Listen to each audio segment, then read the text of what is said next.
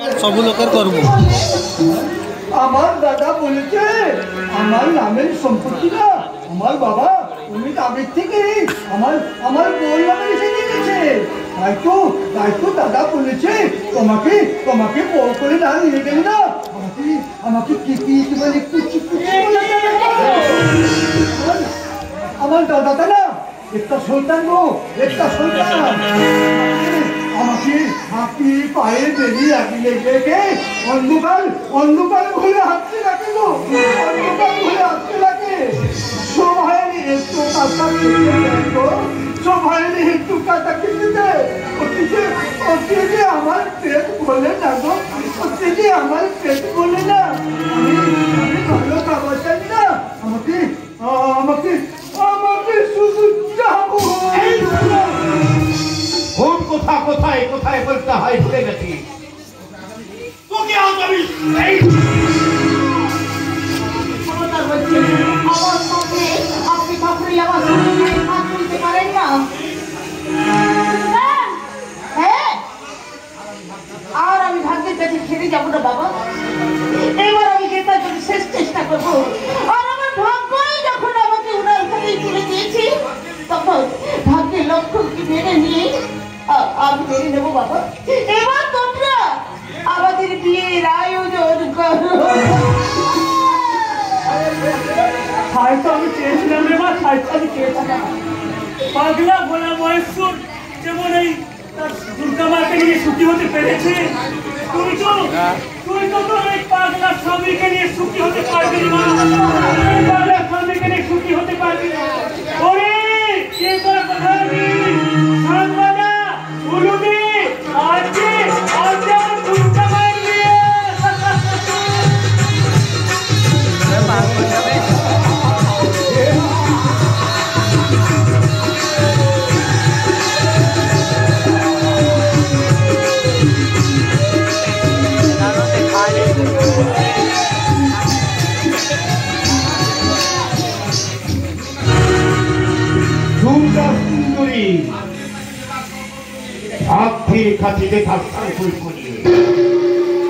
তুমি বললি কে বাড়িতে দেখো একই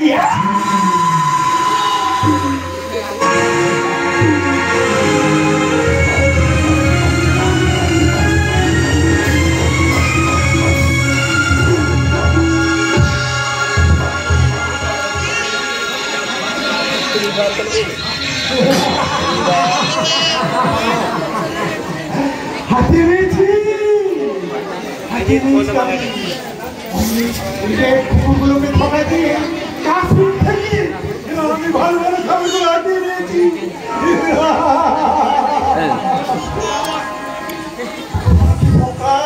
একেবারে ওই মানুষের মতো খালি নিজেদের মধ্যে মারামারি করে মরে আর ওই আমার মতো সুদর্শন মানুষেরা সব লুটে বুটে খায়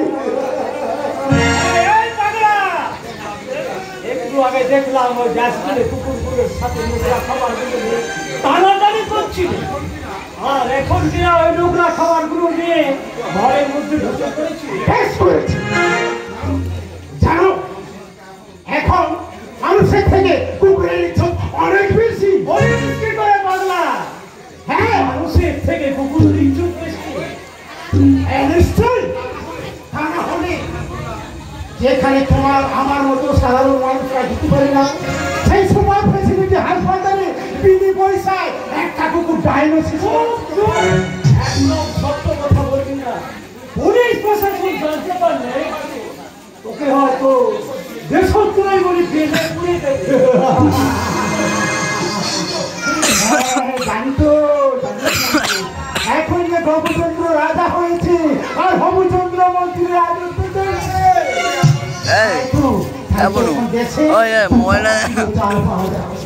আর এদিকে সৌদির বাজার মানুষ কি শুধু চাইছিবে পেট ভরাবে ঠিক বলেছিস পাগলা একটার পর একটা করে অথচ ওই দেশে ইঞ্জিনিয়ারের ছড়াছড়ি একদম ঠিক কথা বলেছি।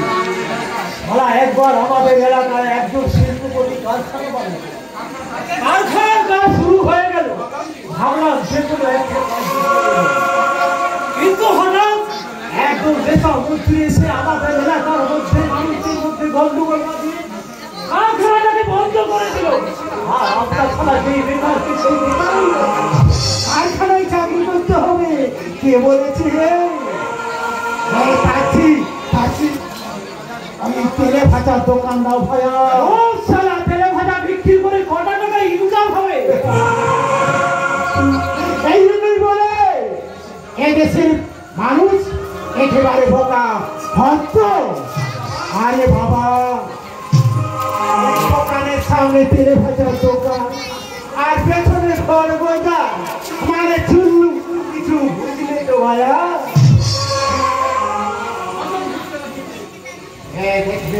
দেখবে বছর ঘুরতে না ঘুরতে গাড়ি ভারী ব্যাংক ব্যালেন্স করে একেবারে তুমি লাখপতি হয়ে গেছে।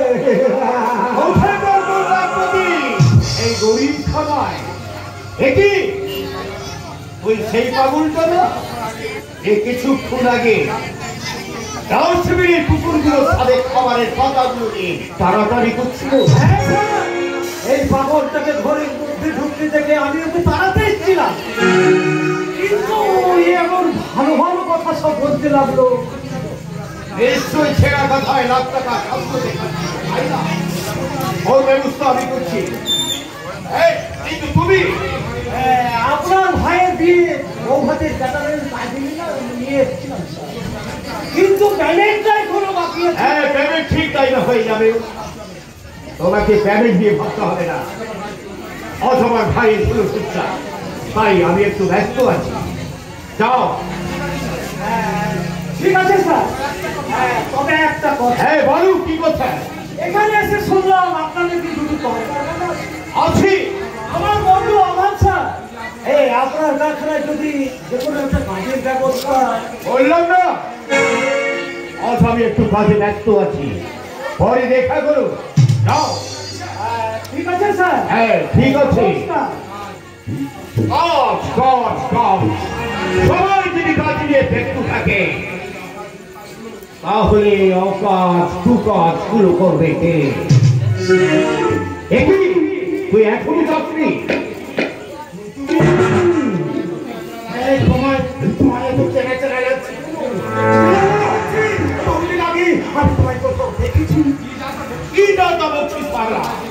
তুই আমায় দেখতে, আমি নিশ্চিত তোকে দেখছি, কিন্তু তুই আমি তো তোকে চিনতে পারছি না।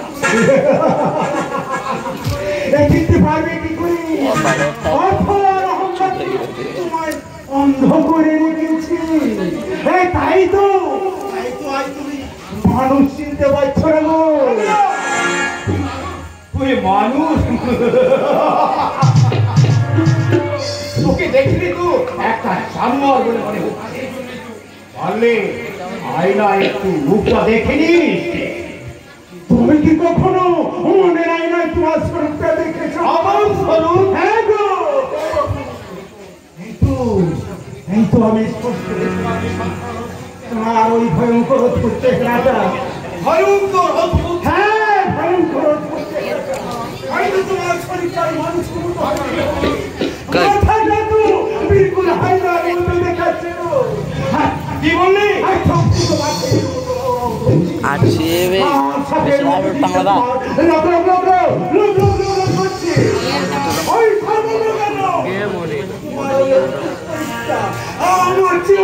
আমার চেয়েও ভয়ঙ্কর গো বাবু।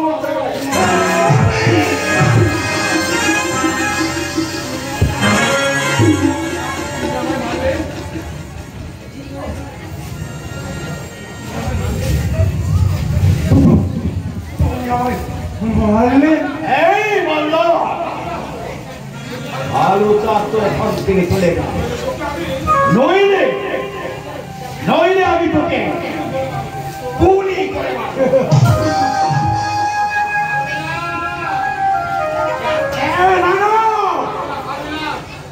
কেউ আমি মারতে পারবে না। সাক্ষাৎ মৃত্যুর কাছে ফিরে যাচ্ছে, তাকেও তোমরা কেউ মারতে পারবে না।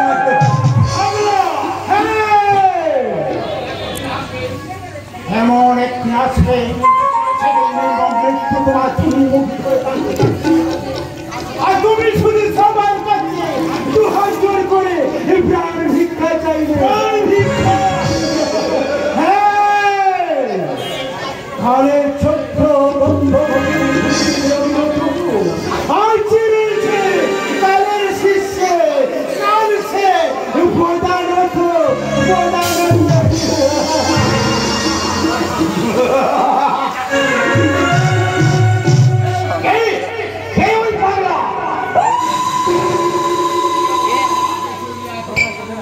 আমাকে জড়িয়ে আছে আমি কি আমার দুষ্কর্মের সাক্ষী না এই মহিষ মল্লিক জীবিত থাকতে জীবনে কখনো দুষ্কর্মের কোন সাক্ষীকে বাঁচিয়ে রাখছি হয়ে গেছে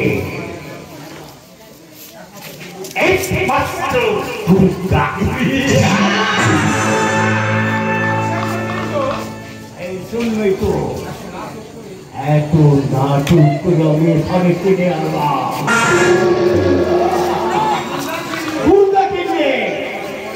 আবার অনেক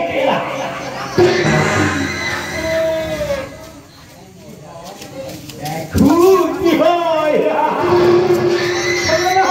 আমার আর কিছু হবে না আর কিছু হবে না বলে হলো এত বড় ছেলে একটা কথা মনে রাখতে পারো না আর কথা মনে রাখি শুনি দাদা এক কথা বলছে তো তুমি অন্য কথা বলছো মাধু আমার তো অন্য কথা ঠিক আছে মাধব না বলছে কথা বলছি তো তোমার বলা কথাগুলোকে বাকি পড়াবার মতো করে শেখাচ্ছি ওকে বলেছি ওরা তো বলে না তোরা পরিচিত হতে আর তো সেখানে গিয়েছো না না আমি কোথায় শুনবো না আমার বউ বলেছে আর আমাকে বউয়ের কাছে শুনতে হবে